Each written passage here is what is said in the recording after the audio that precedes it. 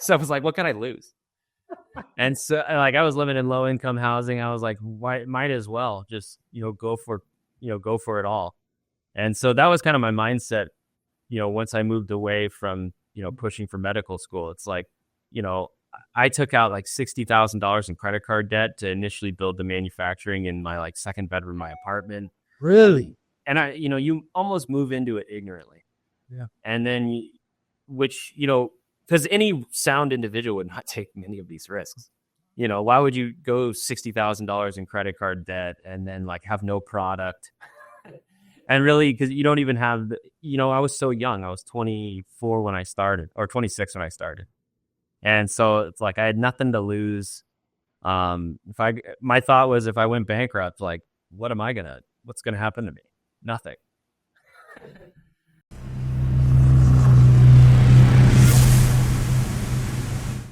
Welcome to another episode of Everything Intellectual Property. Today, we have a very special guest with us.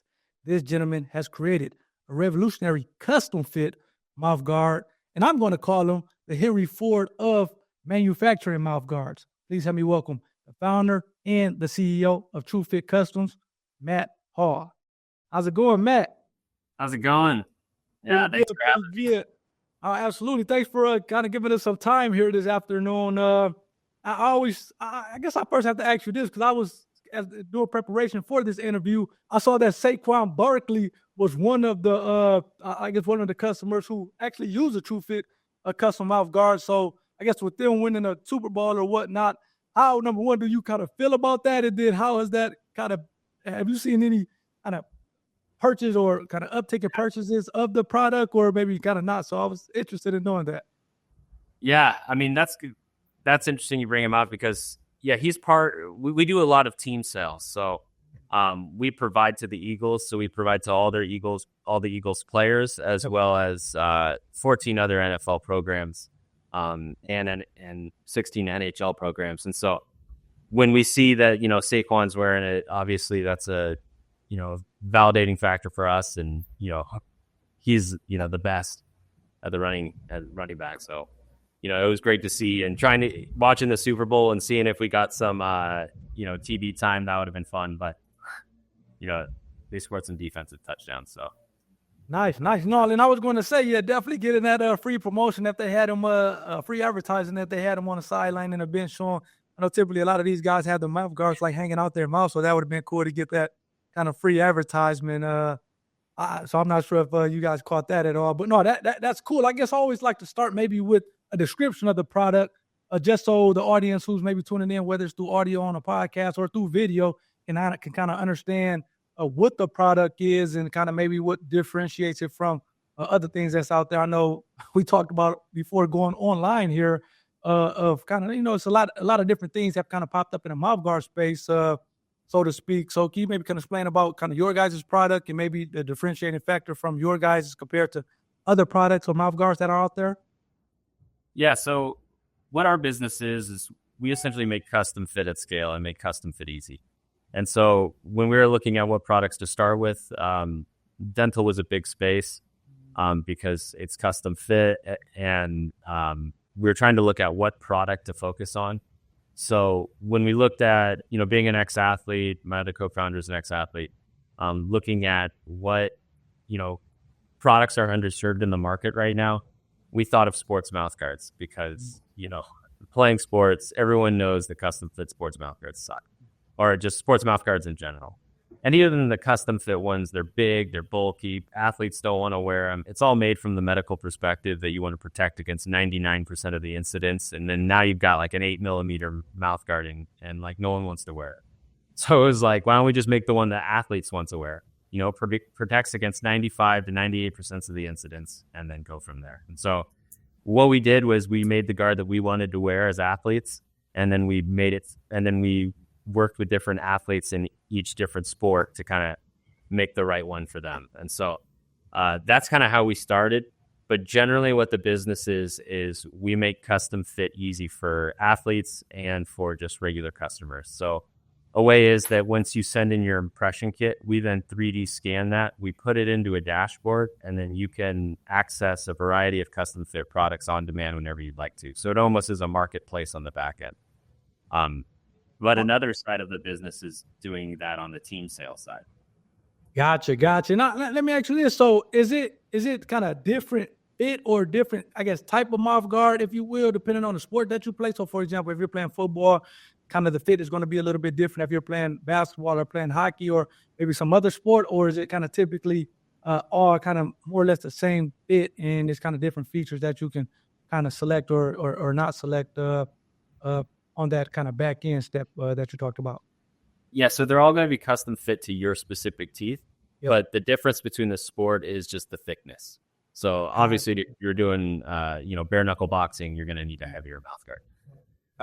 Then for like football, where you have a cage, there's not as much like trauma that's anterior, like just getting hit in the teeth. It's a lot of the shock absorption between the teeth, and so running backs, they prefer like a standard thickness, but like most signal positions, quarterbacks, they prefer like a thin. And so that allows, and when I was wearing the guard I was wearing in Shark Tank was the thin guard. Nice. As clearly as I'm talking to you now. No, for sure. No, and then I was going to say, just kind of based on the jersey, I played a little ball at Michigan State, and I remember growing up and even kind of going to the days at Michigan State, I always played with the thing, as you put it, the thicker mouth guard. Now my position was running back. I had the I forget what they call it, where you had the kind of the lip guard as well. But even, I guess, going back in the day, literally Pop Warner, I kind of remember those days of kind of throwing that mouth guard in the boiling water and then kind of biting it and then going off to practice. And I think you guys had mentioned that, you kind of lose mouth guards here or there, which I think is interesting. So from a manufacturing standpoint, and that's the reason I was maybe kind of made the reference to Henry Ford in the intro, because Henry Ford didn't necessarily make the car. He almost like kind of perfected the manufacturing of the car at scale. This seems like, I know, we get off into the Shark Tank episode later, but a big part of kind of what you guys are doing is kind of being able to kind of manufacture these things at scale. So can you talk a little bit about that kind of manufacturing process? Yeah, so it all comes from just the advent of digital manufacturing. And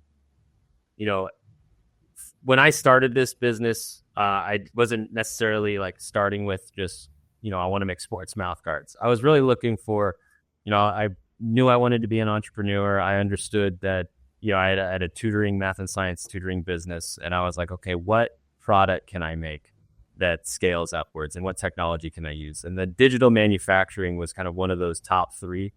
And one of its advantages was custom fit, because, if you injection mold something, you're going to get something identical across the board.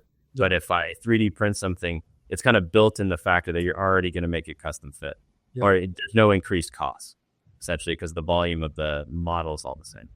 And so what I was thinking was, how do I scale this process, and how do I acquire the scans to make it possible? And so our manufacturing process is essentially all the impressions come in. We have a bunch of scanners, and it goes from scanning to using AI to design the actual model itself. Yep. And then that auto goes to the printer. It then 3D prints it. And we don't use a desktop 3D printer. It's an industrial level. Wow. It's cut off, comes back. Nice. So it just continually goes. So you're always queuing it, and it's always running. And so they wake up in the morning and they've got tons of models. And then we start the manufacturing process over the 3D printed model. And so then that goes from first layer to compression pads, ID tags, all that, then second layer, then polishing, and then out the door. So from the time someone or a customer kind of purchases an order on the website, is it, I guess, how long can they expect to kind of get it delivered to them? Or I'm not sure if you guys have any brick and mortar stores, but how long can they be expected to receive it after purchasing an order? Yeah, so with shipping, it's, if you just do standard, it's 3 to 5 days. Gotcha. Shipping out to you guys, then it comes back to us. Yep. Then we manufacture, and this is all standard, 3 to 5 days, and then we ship it back out to you. So you're kind of, each back and forth is 3 to 5 if you're just going with standard. And then if you expedite it, it's 2 to 3, and then urgent's 1 to 2. And so we can kind of control the speed at which that happens. If you're comparing it to like a dentist experience, and that's exactly what I was going to say from a dentist experience. And maybe the right question would have been, okay, from the time kind of they make the order to the time the actual mouth guard gets manufactured, what is that time period compared to, like you said, a dentist kind of constructing a mouth guard? I mean, a dentist could be anywhere from 1 to 2 months because, you call the dentist appointments, 2 weeks later. You go to the appointment, you take the mold, and then it's about a 2 to 3 week turnaround time as far as the lab goes. Wow. And then you come back in. So you're visiting the dentist twice. And, that's a more drawn out experience. And then there's adjustments that the dentist may make on the chair and stuff like that. So it is a faster experience than what, the dentists generally provide. And we've got dentists on our board, dentists and orthodontists. They understand this experience. And then, at the end of the day, also, they're not really too worried about us taking over this market because it's not a huge revenue point for them. Yeah. They're generally making night guards, retainers, braces, other aspects like that. And so us sitting in the sports mouth guard space, it's kind of just an offering that they give, for they probably make 5 a year generally. Many dentists. There's probably other ones that are specialties and stuff like that, but we work with them. We work with all dentists within, the NHL, the NFL. Nice. No, and let me ask you this. I know you had talked about the you just wanting to be an entrepreneur and trying to kind of think of a business that you can kind of scale up.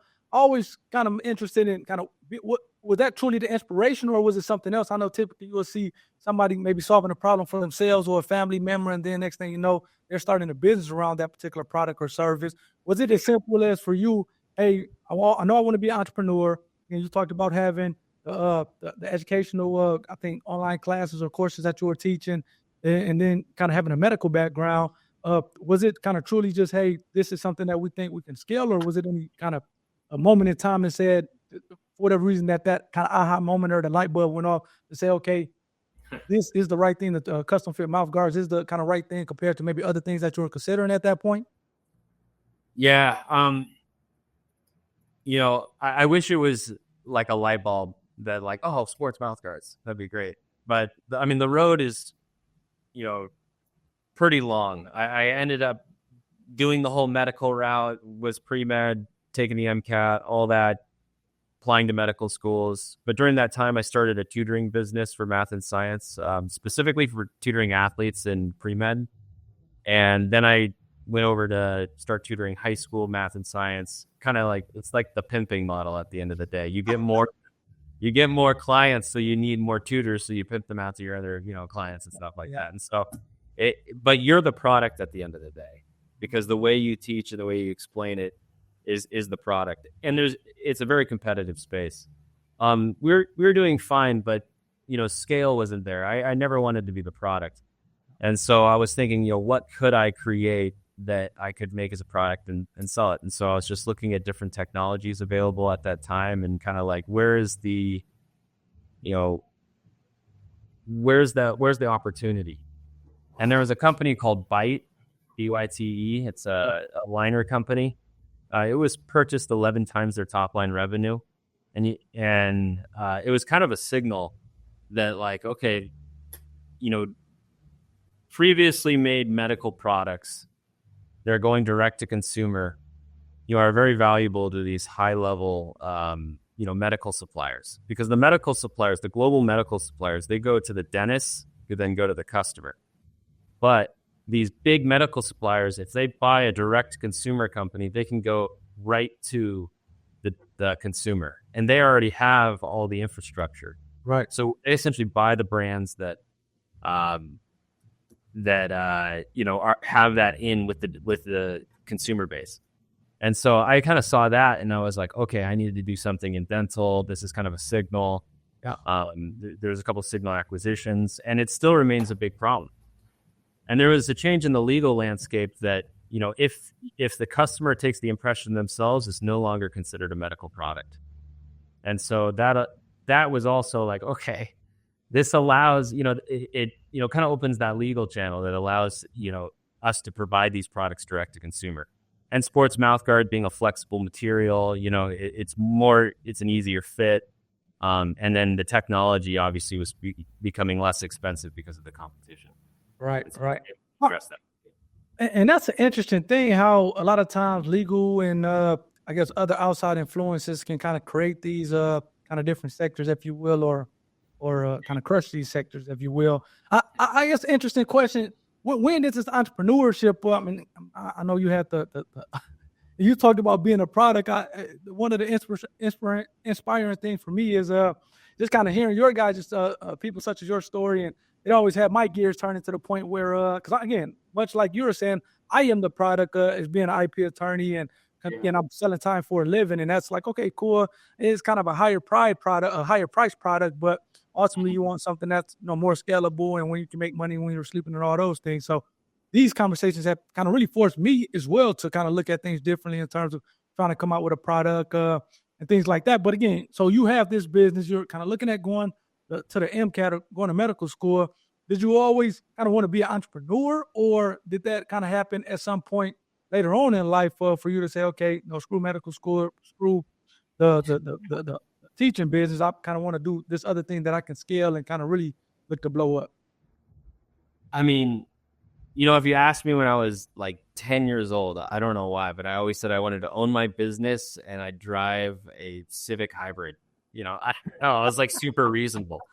And, but then I went into the medical path and, I've always played sports. I used to like sing and act a little bit. So, I mean, I've kind of been in a variety of different things. Not that I was ever good at it, but, I kind of found myself in it. I live out here in Ventura County. Okay. So close to LA. And so there was, some great opportunities there, but doing medicine, I love the math, I love the engineering, I love the chemistry of it all. But I kind of found the love for building systems. And so that's kind of what I really enjoyed, which, you don't really figure out until later.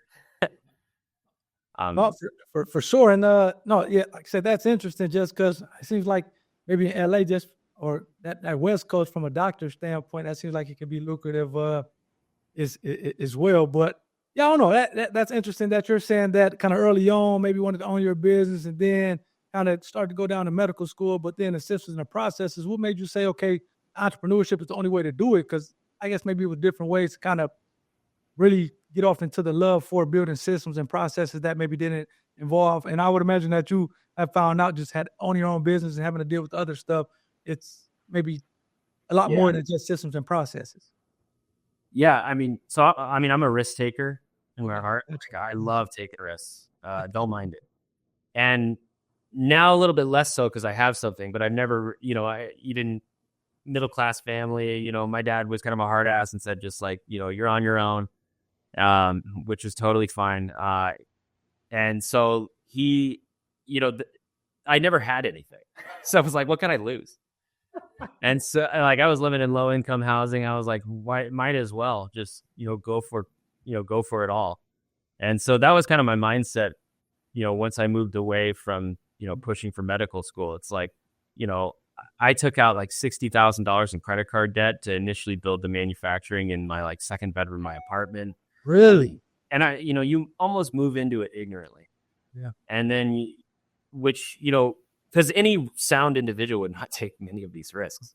Why would you go $60,000 in credit card debt and then like have no product?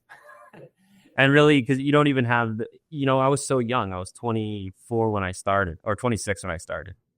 And so it's like I had nothing to lose. My thought was if I went bankrupt, like, what's going to happen to me? Nothing. Or I don't know, actually, what happened to me. You tell me. But and again, from a business standpoint, I'm not, I guess, a bankruptcy attorney, but it seems like it's not like student loans or something that you can't kind of get rid of via like a bankruptcy. But no, this is very interesting for a number of reasons, because I think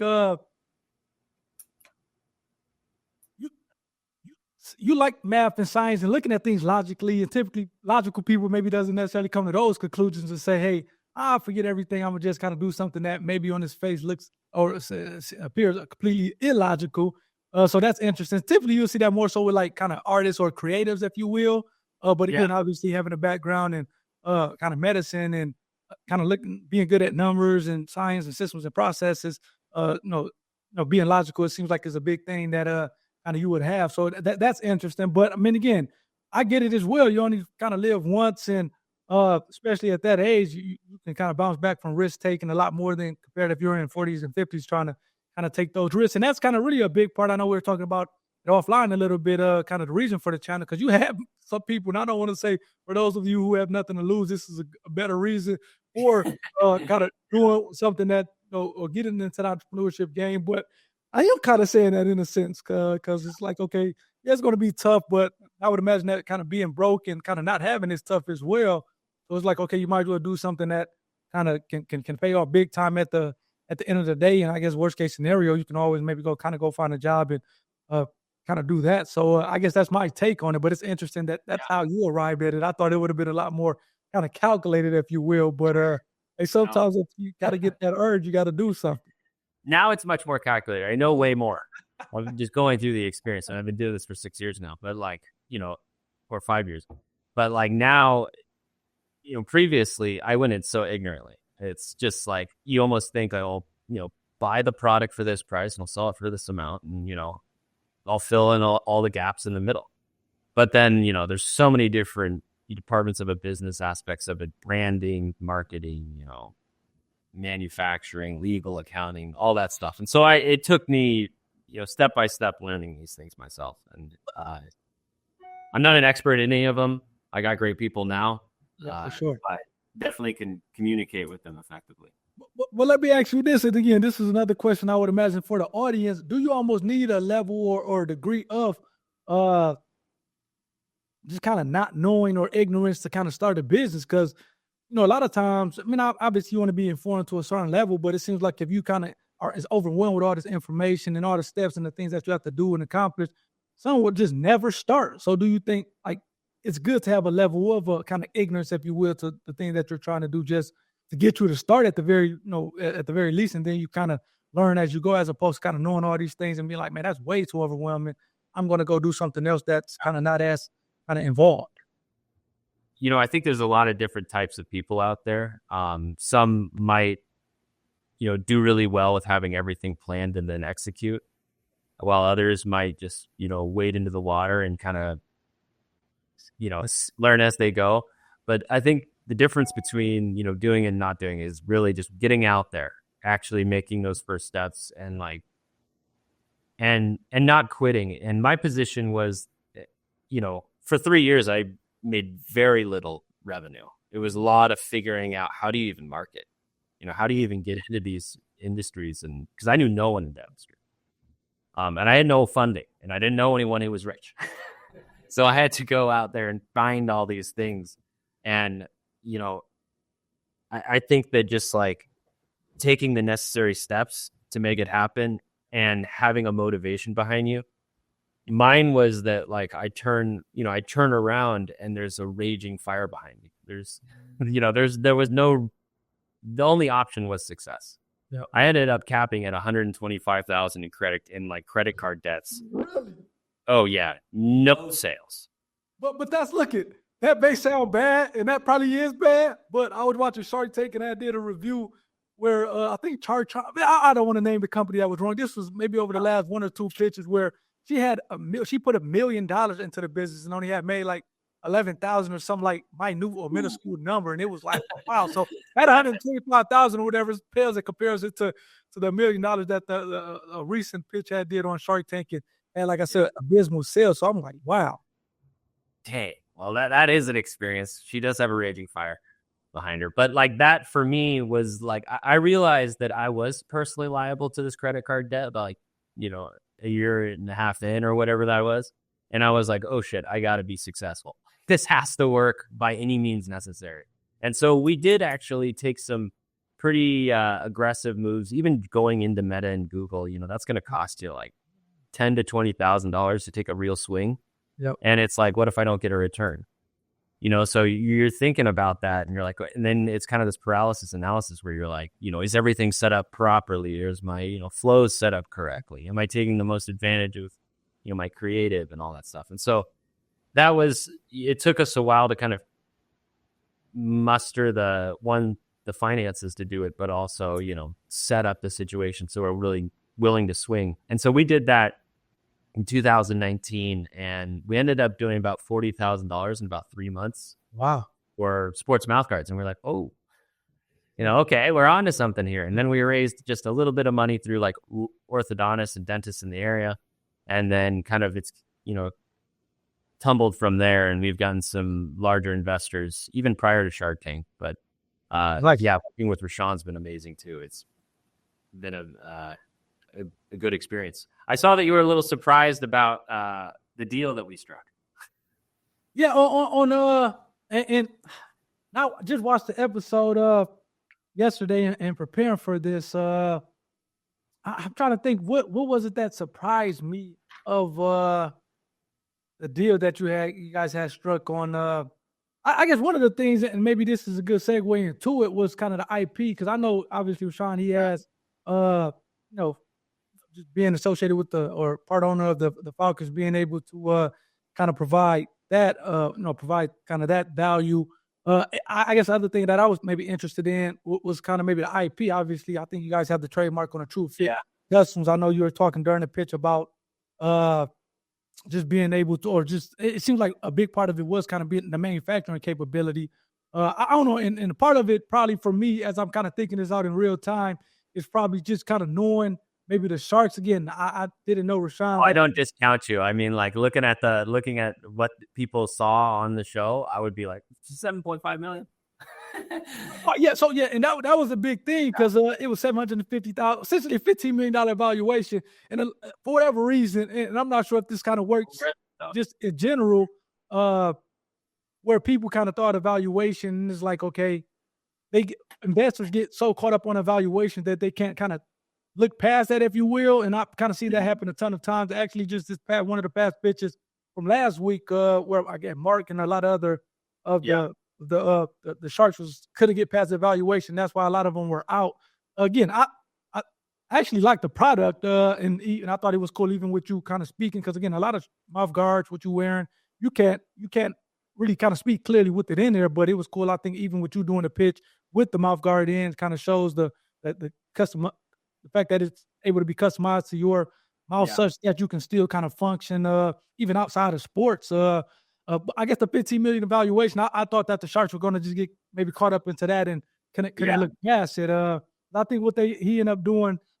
And again, who's beat down your valuation? I assumed that they were going to beat me down.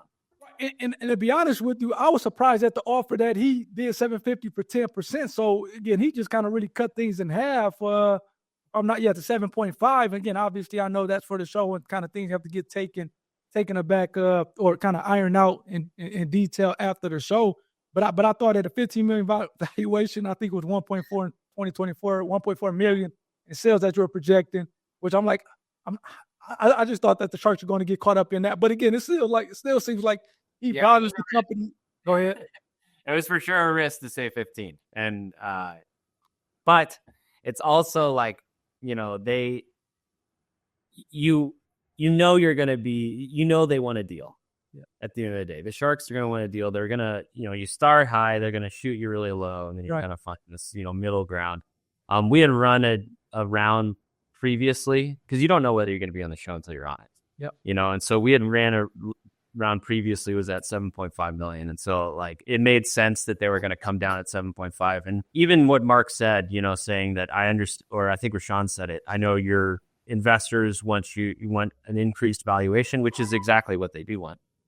And, but he ended up coming in at that same round, which is totally fine. We were just happy to have the experience and, get in front of these Sharks. But one thing that we do have that I think is maybe not shown on the Shark Tank episode is the software that we have. We spend a bunch in software development. So we have. I'm sorry. Go ahead. Yeah. So we just have a team sales side of things. I can show you my screen real quick. Hopefully this will work. So like something that they don't see. Can you see my screen? Yep. I mean, I'm going to. Is it cool if I put it up there? Yeah, sure. So what we have here is we have a team dashboard that the athletic trainers use. And so this is, the official Rams. We're a partner of them, but we have all their scans on file. And so athletic trainers can just click wherever they want to and whoever players they want, and they can order guards on demand. And it has all their preferences that they have. So this is how we have so many teams. So there's a little bit of like a moat around our, for sure. Around our software. And so you can see that there's these numbers here. Yep. We don't work with the Cincinnati Bagels, but you can see that we have scans of all these players, right? Because it's always tracking the APIs of teams. And so you can see these are all the transfers that it has. So, players that might use us, they'll come right into their dashboard. All their scans and preferences will come with them. So it's a way to kind of centralize the entire league and give them on-demand access, because honestly, custom fit's a bitch at the end of the day.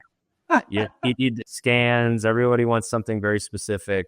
And this kind of just centralizes the whole experience. And so we have APIs for the NHL, AHL, NFL, NCAA.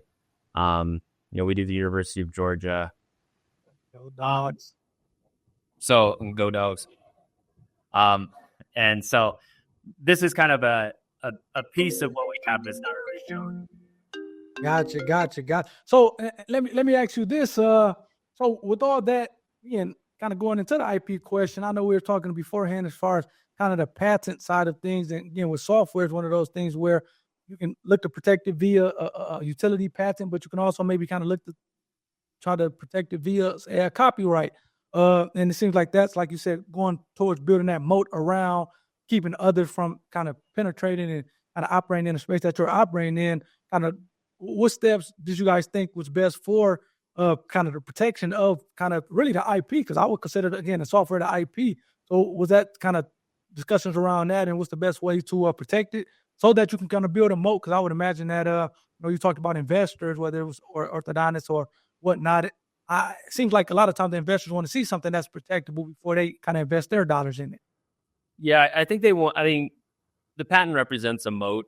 They want some kind of moat to keep competitors out. We pursued a little bit of IP to kind of build that moat, but going through the experience and even seeing other companies come at us with IP and us kind of combating back, it is so hard for businesses in the custom fit space. And then also just in sports mouthguards, is a widely used product. You could make a custom fit sports mouthguard 100 years ago. Yep. It's nothing really has changed. So there's so many different individuals that are making guards themselves. So you're always going to find one that has gone to market prior. So we've combated with other companies about that, and it's really hard to defend it. So we kind of moved away to finding new moats, which being one, a unique manufacturing structure, and then two, owning the scans and really dominating the scans and being able to serve our customers in the most efficient way possible and investing into that. And so that's how we've kind of separated ourselves. Gotcha. And I still think, and it's interesting, I'll be interested to get your point on this, or whether or not you agree or disagree with me. And obviously I'm probably a little biased just kind of being an IP attorney. But, and again, to be honest, that's how a lot of the automotive companies do it, where a lot of times they are not looking to necessarily go on an offensive with suing other automotive manufacturers unless they absolutely have to.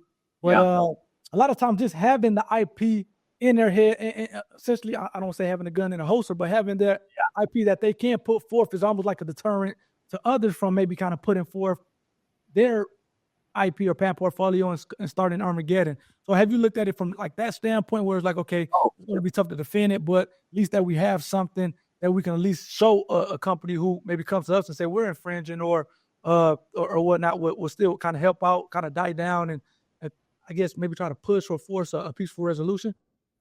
Yeah, I mean, you're exactly right. I mean, I have some ideas on things that we could patent. Yep. With just design. We do have a patent on the compression pads. Gotcha. We have a design patent on it. Nice. So we have explored this. We have a provisional patent on a 3D printed splint that's embedded into the mouth guard. Okay, nice. So you guys do have some patents then as well. Oh yeah. But like, is that the big moat? Not really. There are some big ones that we could pursue. I don't want to make them public. Yeah, no, for sure. Yeah, definitely don't disclose anything that you guys haven't kind of looked to protect. But capital's very, you got to really keep your capital and grow revenue with that. So we're focused on, offensive moves currently, just to kind of build the revenue, build the system bigger and grow in that way. And so that's kind of what we've, held our capital for. Got you. Oh, that makes perfect sense. I guess going back to kind of the Shark Tank pitch, I always kind of like to ask, because you talked about really not knowing nothing. Maybe when you started this thing 5, maybe 6 years ago, and all of a sudden you have something, you have a lot more than what you initially started with at the $125,000 that you have put, personally liable for on the credit cards. But then I guess what was that decision to say, we need more, or I need more, or kind of let's go on a Shark Tank? I know some people apply time and time again before they actually get accepted. I know some people more straightforward, where that first application process, they get in, or the producers from Shark Tank come to them and say, hey, apply. And they get in that way. What was your experience, or your guys' experience, as it relates to getting on the Shark Tank show? I just applied. We applied a year prior, but it's kind of like, it wasn't, this is the strategy. We're going to get on Shark Tank this year and we're going to blow up.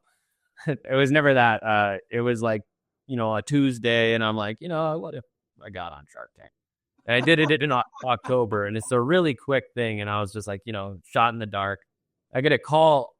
We started like raising a round, at the beginning of that year. And then like literally 8 months later, I get a call and they're like, this is the first casting call. And so then it's a casting experience. And then I can't go too much into it because they asked us not to. I got you. It's a really streamlined process, but you're kind of always on the edge of, you might not be on. So there's like tons of people that, businesses make it to the first, make it to the second. And then it's like, okay, at any point we could kick, you guys won't air. And so you're always kind of on the edge. On the edge for sure. Like, do I get more inventory? And then you don't even know whether you're going to air. So it's like, you're kind of like in this holding position. And then when it comes out, it's like or when you figure out that you're actually going to air, you got like 14 days to like rush. And you only have 14 days before finding out they're going to air to the time it actually airs? Yeah. That's and you're like, crazy. So it's a rush. To get it all figured out, but they have a great team. It's a really fun experience. I mean, I was the first one to go my day, and it was the day that we had to go a little bit late because Mark Cuban was, the Mavericks lost to the Boston Celtics that night. Oh, in the finals. Lose the entire thing, lose the finals. Yeah, and so he was bummed out, I assume.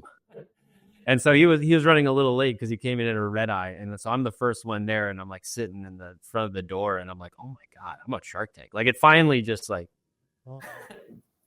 got into my head, like I'm about to go out there. And then so I go out there. I know that, Cuban's probably not in the best mood. And yeah, I just went through the experience, and I don't know how much I can talk about it, but no, nice. No, that's cool. That's perfect. That's perfect. And then again, as kind of the audience may know at this time, for me, kind of just interviewing different participants from Shark Tank, just because you maybe get a deal on the show, that doesn't necessarily mean that it closes. Obviously, both teams have to go back and forth and kind of come to an agreement on different terms and things like that. It seems like from what you're saying, it kind of ended up maybe working out with Rashaun in terms of kind of him coming on board or whatnot. Yeah, we closed the deal. I worked with their team, back and forth. They do their due diligence. Awesome team, like just fun guys at the end of the day. Like, so yeah.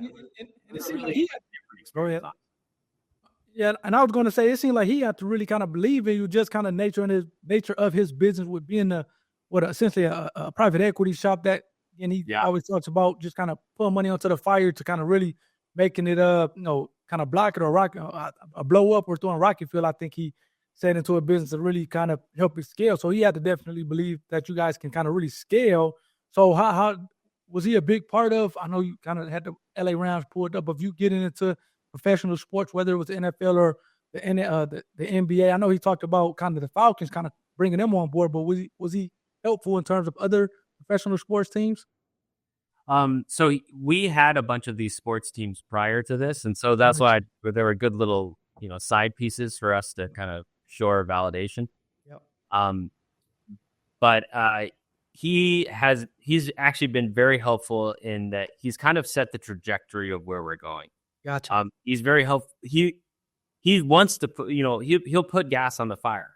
He'll give us the jet fuel. But I think that we want to be able to put our best foot forward. Yeah. And so we kind of want to just like lay the foundation a little bit more. The name TrueFit Customs, it's not mouthguard specific because we believe that,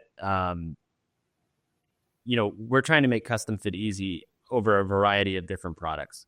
Yeah. So, I mean, when you go onto your like dashboard, I'll just show you because this is also pretty important. Okay.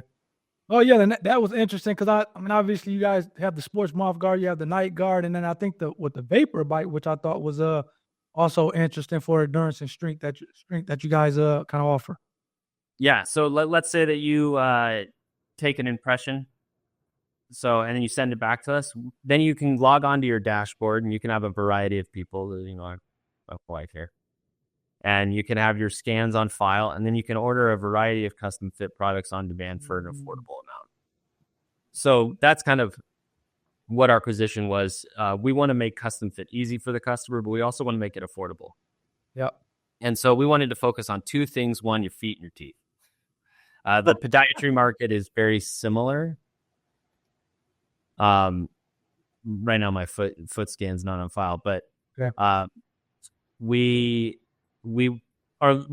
to that fact, we are launching Insoles very soon here. The product's awesome. We developed them with the LA Rams, Matthew Stafford, Cooper Kupp, a variety of their best players wear our Insoles. And then we also have provided to the New Orleans Saints. So we have this product and we now are finally going to market with on a direct to consumer base, but we're super excited about it. But this is kind of the idea, it's an on-demand access to custom fit. Keep all your scans in one place, and then just get an affordable, high-quality custom fit whenever you want. I like that. This seems like, man, just with the D2C model, and that's one of the things that, as I'm kind of talking to the audience and kind of breaking down these pitches, or even just talking about IP in general, just with kind of the e-commerce platforms. Obviously, I don't think you guys are on Amazon, if I'm not mistaken, but just with the D2C model. And with e-commerce, you can make a ton of money without having to be in a brick and mortar that you would typically have to do in being of yesteryear to actually have a business and to make money and things like that. So that's why I'm kind of big on like entrepreneurship and kind of just getting a product out there, even if you have to go into debt for $125,000 for a little bit, especially if you believe in a product. Let me ask you this, because we were talking offhand, and business is not like a linear progression that just kind of continues to go up and up. You have some down moments, you have some up moments. What would you say, as a two-part question, what would you say was the biggest kind of breakthrough of the business? I know you talked about maybe getting the first investment or getting maybe the first sales or even getting that deal with Rashaun on Shark Tank. What would you say was kind of one of those kind of breakthrough moments for the business, number one? And then number two, what was one of those kind of challenging moments that you had to overcome, or the biggest obstacle that you had to overcome for the business up until this point in time? Yeah, I mean, a big breakthrough moment was a couple things. One, it was getting our first investment. I think it was like $75,000, and so we were able to kind of run through that. We didn't pay off our debt with that. We just went direct to consumer, and that's when we got that $40,000. We kind of had a proof of concept. We ran another round for like $250,000. From the same group, and getting that investment kind of gives you ammo to figure things out a bit more. Yep. And then we were able to move out manufacturing to Indiana And then we just slowly, bought the building, fitted it out better, kind of grew our manufacturing structure. Getting kind of when we were on the edge there, we took the last bit of money and we're like, okay, who purchased the mouth guards for, professional athletes? Because first we were thinking, we reach out to, agents and they're like, hey, how much does it cost for us to, send a mouth guard to X and X, so-and-so. And it was always like $5,000 to wear for them to, try your guard. And I'm like, wow, well, ours is better. But they're like, we don't care. And so we're like, okay, we can't go through the agents. What we'll have to do is who is the decision maker for the organizations? And so it was the athletic trainers. Yep. So we kind of we're like, okay, we'll take a risk. We'll go to the Athletic Trainers Society conference. And it was like $15,000 to get there. And so like all of it to get everything. Yeah. We're like, okay, let's just take another risk. This is the last money we have. Let's give it a try. And so we went to the NHL one. And we ended up getting 3 NHL teams. Really? And through this experience, actually realized that there was no mouthguards companies there. And it was a huge problem for everybody. Every NHL team was like, we hate what we're doing. The players hate it. And, we've never seen a mouthguard company here. That's strange. But, and we got all these inquiries and we got 3 NHL teams right off the bat. Wow. And so it kind of cascaded from there. And then we've added more teams. We've added software. We've added, more experience with them. So, and we've captured over half the league of the player scans. And so like, it was a complete shot in the dark, but totally worked out. But there are a lot of ones that didn't work out. We've done partnerships where we've lost $100,000 just on, maybe not lost, but, from what we were trying to materialize, maybe. Yeah, materialize financially. I think through other ways, it creates notoriety, awareness, all that stuff. But, we've made tons of mistakes, but I kind of think of it like Jenga, You're like each little move to like see if the Jenga's loose, costs you like 10, 15, and then but sometimes we're like, oh, that one's easy. But like, there's a lot of, you just can't, let the failures knock you down or anything like that. Just keep moving. Cause those big ones, when you hit something, it really does hit. Yeah. No. And I like that, man. I liked everything, that you just said there, and it kind of just brings some realness to, again, just running a business. And I'm not sure if you guys kind of thought that the whole systems and processes. It seems like you was a big process guy, so maybe you thought that was going to be a big part of the business. Which kind of from what you're saying, just having that process is being in the software being used as a moat has been a big thing. Which, like I said, I'm not sure if kind of you thought that was going to be the way early on.